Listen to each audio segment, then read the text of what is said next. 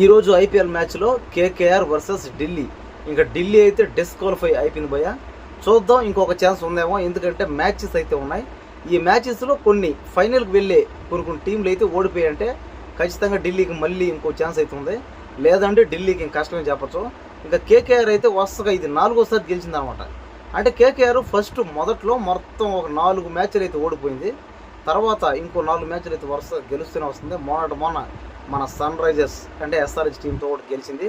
ఇంకా ఈరోజు చూసుకుంటే ఢిల్లీ టీంతో కూడా గెలిచింది. ఇది నిజంగా గ్రేట్. ఇది ఎందుకంటే ఇలా వరుసగా అంటే మ్యాచ్కి ఒక ఇంప్రూవ్మెంట్ అయ్యారు. ఇంకా ఫిన్లాండ్ కానీ గ్రీన్ కానీ వీళ్ళందరూ అయితే ఇంకా దుమ్ము రేపేశారు. ఇంకా ముఖ్యంగా చూసుకుంటే మన గ్రీన్ అయితే సెంచరీ వరకు కొట్టేసాడు. సరే ఇంకా మొత్తానికి మ్యాచ్ అన్నాకంతే ఒక్కో టైంలో ఒక్కోలా బ్రేక్ ఇస్తారు, స్ట్రోక్ ఇస్తారు.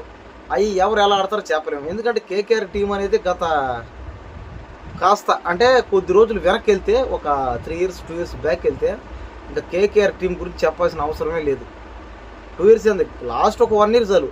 ఆర్సీబీ గెలిచింది కదా, అంతకంటే కాస్త వెనక్కి వెళ్ళి ఉంటుంది సార్. ఇంకా అబ్బా 2 సార్లు కేకేఆర్ అయితే అబ్బాబా దుమ్ము రేపేసింది అయితే. కాబట్టి కేకేఆర్ టీం కూడా కాస్త వెరీ డేంజర్ టీమే. అందులో అందరూ బ్యాట్స్మెన్ కానీ బౌలర్ కానీ అందరూ ఎక్స్పీరియన్స్ ఉన్నవాళ్ళే. ఇంకా చూద్దాం ఇంకా ఫైనల్కి వెళ్ళే టీములు. ఇది కూడా నాకెందుకో కేకేఆర్ టీం కూడా ఫైనల్కి వెళ్తుంది. ఫైనల్ కప్ కూడా కొట్టే ఛాన్స్ ఉందేమో అనిపిస్తుంది అనమాట. ఎందుకంటే ఎవరైతే కష్టపడి ఆడతారో వాళ్ళని ఎలాగ ఎవరు ఆపలేరు. సినిమా డైలీ ఎలాగా ఎవరైతే ఆకలితో ఉంటాడో వాడిని ఎవడు ఆపలేడు అన్నట్టు, ఎవరైతే కష్టపడతారో వాళ్ళని ఎవరు ఆపలేరు అంతే.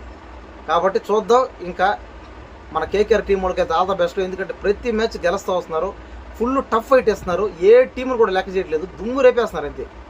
సరే ఇంకా కేకేఆర్ టీం కూడా ఫైనల్కి వెళ్ళాలని, ఫైనల్ కప్ కొట్టాలని కోరుకుంటున్నాం. ఇక్కడ మన ఉద్దేశంలో ఒకటే, ఏ టీం అయితే బాగా ఆడుతుందో ఆ టీం మనం సపోర్ట్ చేస్తాం. ఇంకా కేకేఆర్ టీంలో అయితే అందరూ బ్యాట్స్మెన్లు బౌలర్ల గురించి ఎంత చెప్పిన తక్కువే. అలాగే ఢిల్లీలో ఇంకా కేఎల్ రాహుల్ కానీ మిచెల్ మార్ష్ వీళ్ళందరూ ఏంటంటే ఓపెనర్గా దిగాను కానీ వరుసగా అవుట్ అయిపోయారు అనమాట. సరే ఇంకా టీం అన్నాకంతే మనం చేయలేము, కష్టపడి ఆడితేనే ఫలితం ఉంటుంది, లేకపోతే ఉండదు అంతే.